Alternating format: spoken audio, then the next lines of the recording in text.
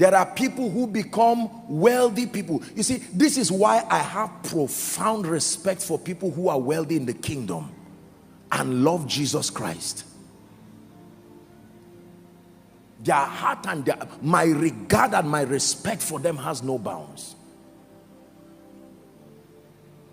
There are people who will even go to Jesus like colleagues, putting their hands in their pocket and say, I'm rich now.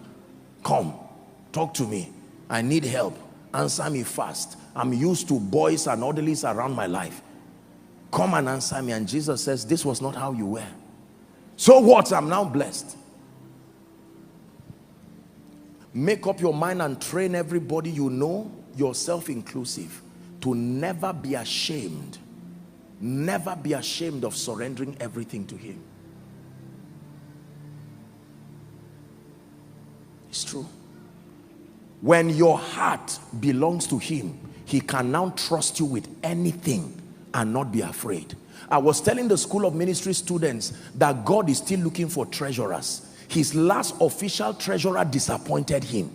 He's still looking for people to manage his money for him. It's easy for us to insult Judas and criticize Judas, but can I tell you the truth? Anybody who can trust you with money, truly, you were a trustworthy person, at least at the moment. Out of all the 12 disciples, it was only Judas. Don't just criticize Judas, study him. It's not easy to hold that kind of money and still be your... don't people steal money in church?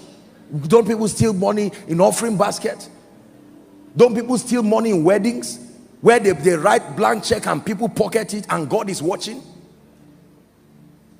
Can I tell you, having access to tremendous financial resources and still having your mind sane is profound stability. Profound stability. Next time you see a wealthy man who you know is wealthy by God and still has his mind, his sense of decorum, respect, discipline, sanity, don't just pray for that person. That person deserves your honor. Because I can tell you, this money thing has its own power. For Jesus to say you can choose only two options, either serve God or serve money. He didn't say serve Satan. Many people have disappointed God with this finance thing.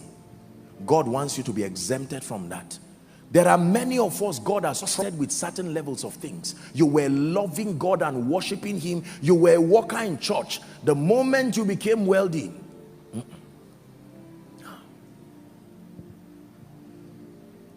this was the foolishness of Solomon. He got to a point where he forgot the God of his father. When he now increased and he had many, look at his confession in Ecclesiastes. He said, everything my eyes saw that I want, I got. What sort of a man is that? And he said, here is the conclusion of reading many books, there is no end, and much study is only a weariness to the soul. This is the conclusion of the matter. Fear God and keep his commands, for this is the whole duty of man. Vanity upon vanity, he said. All is vanity.